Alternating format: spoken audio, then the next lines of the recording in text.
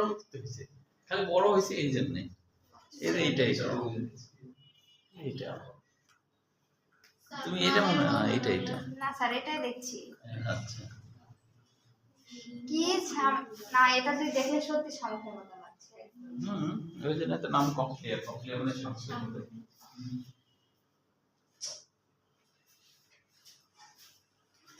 এরকম সবার হয়েছে। তাহলে এখন চিহ্নিত করো, এই অংশটাকে বলা হয়, এখানে কিছু আসলে স্পট থাকে, এটাকে বলা হয় স্যাকুলাস। স্যাকুলাস আর উপরে দিকে এটাকে বলে কিউটিকুলাস। কিউটিকুলাস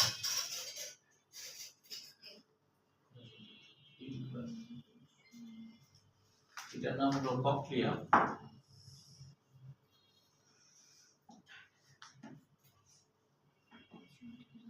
এটা হলো অ্যাম্পুলা, সবগুলো অ্যাম্পুলা, এটা সব অ্যাম্পুলা।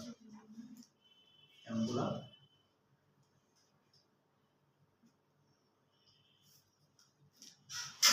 অ্যাম্পুলা আর এইটাকে বলা অর্ধবৃত্তাকার নালী।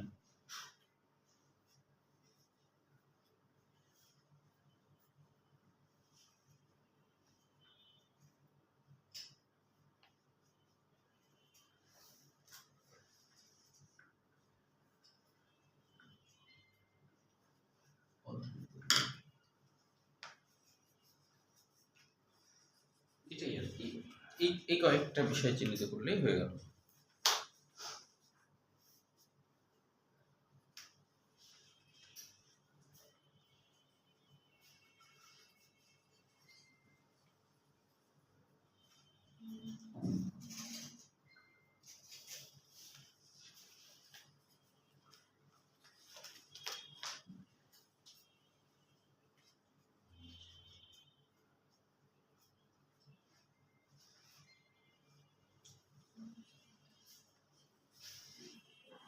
এটুকু সবার আঁকা হয়েছে।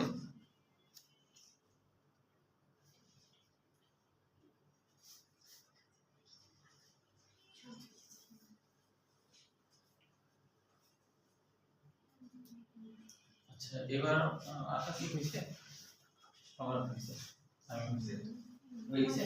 আচ্ছা তাহলে এবার দেখো, এখন এখানে বইয়ের ভাষার মধ্যে কিছু কঠিন কঠিন শব্দ আছে, এই জিনিসগুলো আমরা বুঝবো। হ্যাঁ, যেমন এই গোটা অন্তঃকরণের বাইরের দিক এবং ভিতরের দিক, বাইরের দিকটা কিন্তু গোটাটাই অস্থিময় লেবিরিন্থ বলা হয়।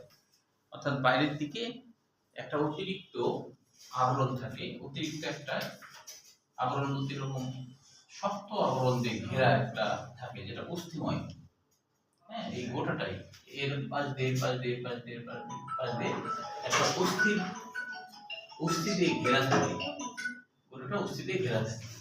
তো এই যে অস্থিতে ঘেরা আছে, এই অস্থিতে ঘেরা থাকার কারণে এর নাম হলো অস্থিময় লেবিরিন্থ। লেবিরিন্থ মানে কি বলেছিলাম কথাটি, গোলক ধাঁধা, তাই না? যে গোলক ধাঁধা মানে তো বুঝো, যার মধ্যে ঢোকার পরে আর পথ খুঁজে পাওয়া যায় না, তাই না?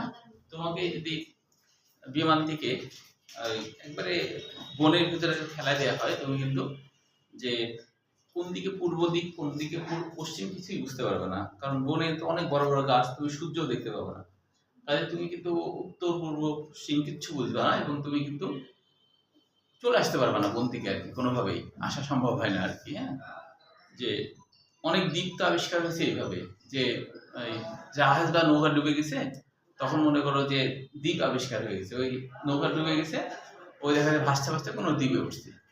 তখন আর তো মোবাইল তো ছিল না তখন। হ্যাঁ, তখন কি করবে, তখন হচ্ছে যে ওখানে থেকে ওখানেই আস্তে আস্তে কয়েকজন মানুষ একসাথে ডুবে গেছে, ধরো ওখানেই একটা বসতি হয়ে গেছে।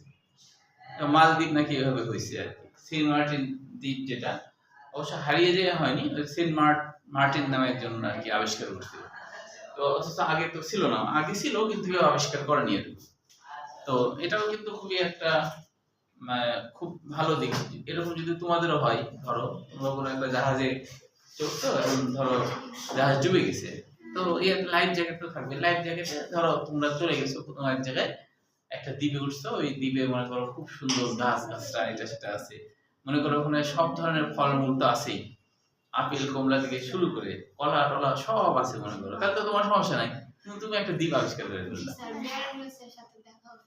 হ্যাঁ, বেরোতে হবে, আবার দেখা হবে। ফোনটা না থাকলে তখন অসহ্য লাগবে কি? না, ওই দ্বীপে তো তুমি ফোন থাকলেও কানেকশন করতে পারবে না, সেটাও কথা। দ্বীপে তো টাওয়ার টাওয়ার থাকবে না, না, তাই না? যে আমরা গেছিলাম একবার সেন্ট মার্টিনে গেলে অবস্থা এরকম। হ্যাঁ, আমরা ওখানে তো বিদ্যুৎ থাকে না সব সময়। জাহাজে করে সুন্দরবনে গেছিলাম, সুন্দরবনে ওখানে ওরকম তোমার ইয়ে নাই, কোনো নেট নাই, তো কোনো কানেকশন পাওয়া যায় না, হ্যাঁ, এরকম আর কি। তো গোলক ধাঁধা মানে যেখান থেকে তুমি আর ফিরে আসতে পারো না, তো এটা এরকমই, এটা একটা গোলক ধাঁধার মতো। এই জন্য একটা হলো অস্থিময় লেবিরিন্থ, আর অস্থিময় লেবিরিন্থের ভিতরে কিন্তু এখানেও তরল উপাদান আছে আর কি।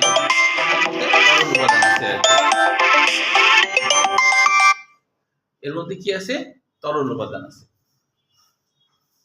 তাহলে এই যে অস্থিময় লেবিরিন্থের মধ্যেও তো তরল উপাদান আছে। একটু বরফ গাঢ় করে দিই, ধরো এটা অস্থিময়, হ্যাঁ, এর ভিতরেও তরল উপাদান আছে। এই তরল উপাদানের নামই হলো পেরিলিম্ফো। এই তরল উপাদানের নাম কি? পেরিলিম্ফো। তাহলে বাইরের দিকে, অর্থাৎ বাইরের দিকে যে তরল উপাদান তার নাম পেরিলিম্ফো। পেরি মানে চারপাশ, ওয়াল, ওয়ালের দিকে, এই জন্য হলো পেরি। আর লিম্ফো মানে কি? জল বা পানি, তাই না? তাহলে এটা হলো পেরিলিম্ফো। এখন এর ভিতরেও কিন্তু তরল উপাদান আছে, এর ভিতরে যে তরল উপাদান থাকবে তাহলে অবশ্যই তার নাম হবে এন্ডোলিম্ফো।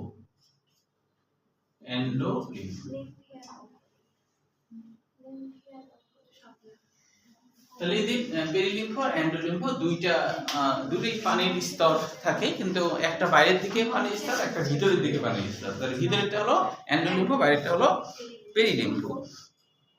তাহলে এখন এইটাকে তো বললাম অস্থিময়, তাহলে এই পদ্মার মতো যেটা, যেহেতু এটা পদ্মা, তাহলে ঝিল্লি, তাই না? তাহলে মেমব্রেন, তাহলে মেমব্রেনাস লেবিরিন্থ, তাহলে হচ্ছে ভিতরের দিকে যে ঝিল্লি পাতলা যে স্তরের আছে না, যে লাল গোলা আর কি, এই সবটাই, এই জিনিসগুলো কি, এটা মেমব্রেনাস, মেমব্রেন না, তাহলে এটা মেমব্রেনাস লেবিরিন্থ। এটাও কিন্তু গোলক ধাঁধা, তাহলে এর নাম হলো মেমব্রেনাস লেবিরিন্থ।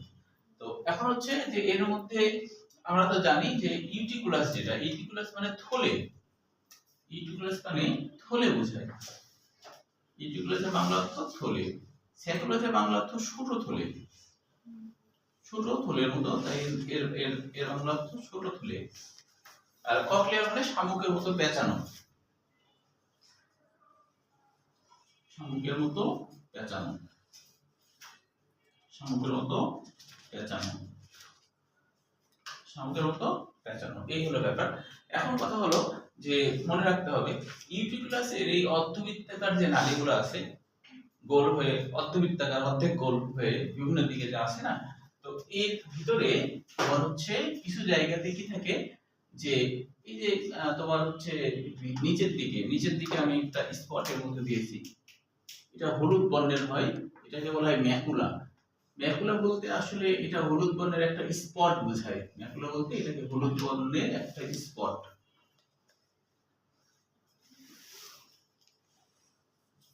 এই গোটা জায়গাটা কিন্তু আসলে জেলির মতো, হ্যাঁ, গোটা জায়গা জেলির মতো। তবে এই জেলির মধ্যে আবার কিছু কিছু পাথরের মতো উপাদান থাকে, এর মধ্যে কিছু কিছু পাথরের মতো উপাদান থাকে, ক্যালসিয়াম কার্বনেট।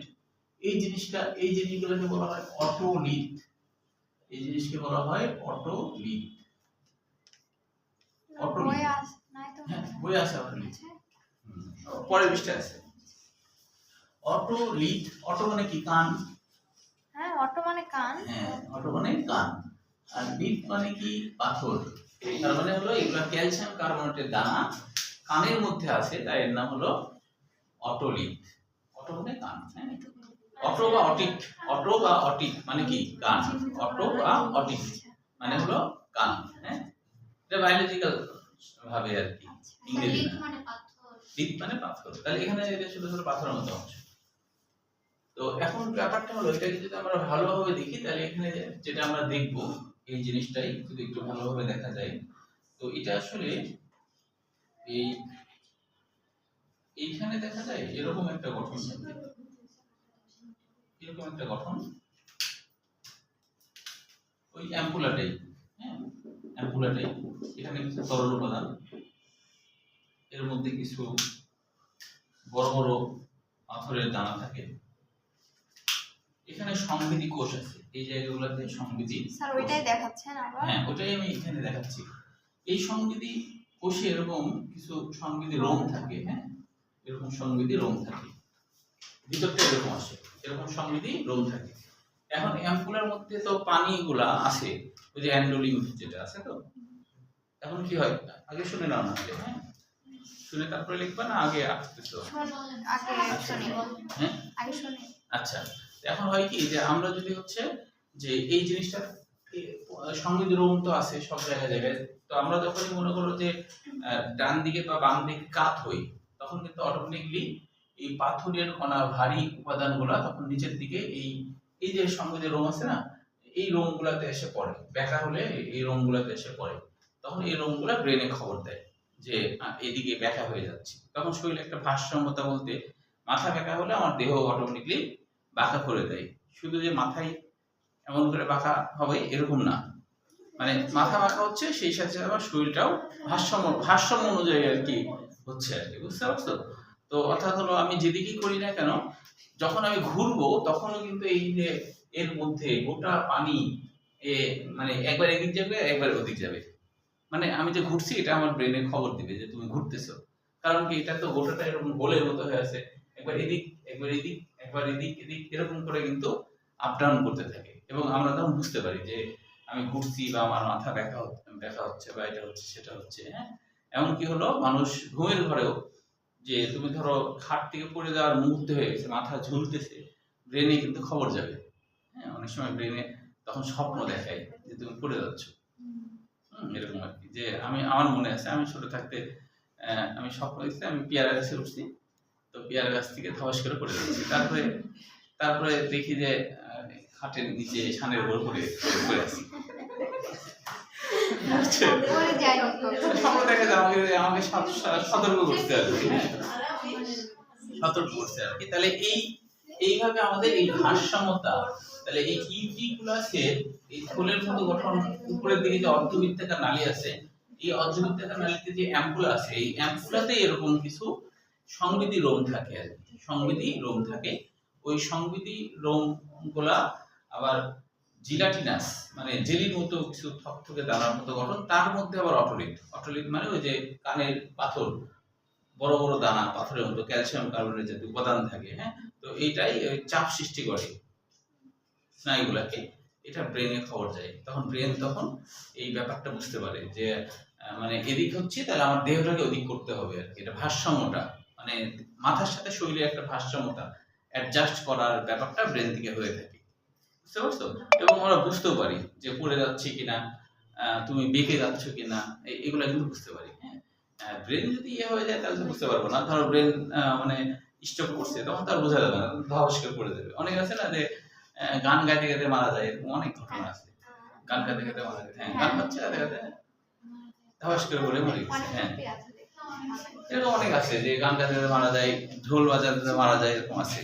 একটা মহিলা সাংবাদিক কথা বলতে বলতে তখন কি, তখন তার ভারসাম্য রক্ষা তো করবে না, মানে ওর তো আর ব্রেন কাজ করছে না, তখন তো কিছু করতে পারবে না। তো তাহলে একটু দেখো যে এখানে বর্ণনার মধ্যে তোমার অন্তঃকর্ণের বর্ণনার ক্ষেত্রে কিন্তু যে এই যে ভারসাম্য, অন্তঃকর্ণ যখন বলবে তখন কিন্তু ভারসাম্য অঙ্গের ব্যাপারটাও বলতে হবে। শুধু এইটুকু বললে তো হবে না, যদি চিত্র সহ বলে তাহলে চিত্র সহ দিতে হবে। আর শুধু চিত্র অনেক সময় আসে, অন্তঃকর্ণের চিত্র, তাহলে এই চিত্রটা আঁকতে হবে, বুঝতে পারছো? তাহলে এই ভারসাম্যের অঙ্গ যদি বলে ভারসাম্য অঙ্গের আলাদাভাবে শুধু বলে যে অন্তঃকর্ণের ভারসাম্য অঙ্গ, বা এই অংশ চিহ্নিত করলো, ধরো যে এটা চিহ্নিত করলো, চিহ্নিত করে বললো, এটা ছবি দিয়েছে, দিয়ে বললো যে এটার ভারসাম্য অঙ্গ বর্ণনা করো, তাহলে তো ওটা। আর যদি নিচের দিকে বলে, এদিকে বলে, তাহলে মনে রাখবো দন্তের সাথে শোনা মানে শ্রবণ, দন্তের সাথে স্যাকুলাস মানে কি শোনার কাজ করে। এইটা হলো নিচের দিকে যে প্রক্রিয়া আছে, এটা শোনার কাজ করে। তো শোনার কাজ করার ক্ষেত্রে এটার ছবিটা আবার ভিন্ন, সেটা আমরা পরে আঁকছি। আগে এটা একটু দেখো। এখানে দেখো ভারসাম্য অঙ্গের মধ্যে আমি কিন্তু মোটামুটি সবগুলোই বলে ফেলছি। সংবেদী কোষ সমূহ অটোলিথিক মেমব্রেনে থাকে। আচ্ছা, একটুখানি পড়ে দেখো তো এর মধ্যে না বোঝার কি কি আছে। কপুলা মানে হচ্ছে, এটা ল্যাটিন শব্দ, কপুলা মানে ছোট কাপ। কপুলা মানে ছোট কাপ, ছোট কাপের মতো। কারণ এই জিনিসটা কি কাপের মতো না, এই যে এই গোটাটার নাম কপুলা, এই গোটাটার নাম, এই যে আবরণ আছে না, এটা কাপের মতো। এটা যদি উল্টা দিকে করো তাহলে কাপের মতো মনে হবে না, তাই এর নাম হলো কপুলা। কপুলা, এটাকে বলে কপুলা। কপুলা মানে কাপ, ল্যাটিন শব্দ, হ্যাঁ ল্যাটিন শব্দ এটা। কপুলা মানে কাপ।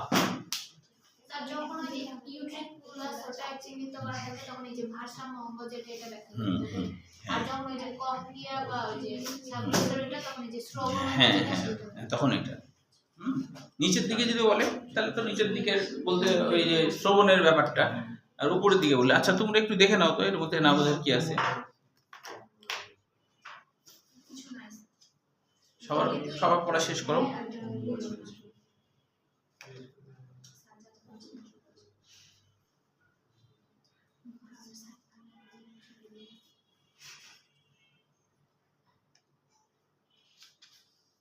পড়ে দেখো।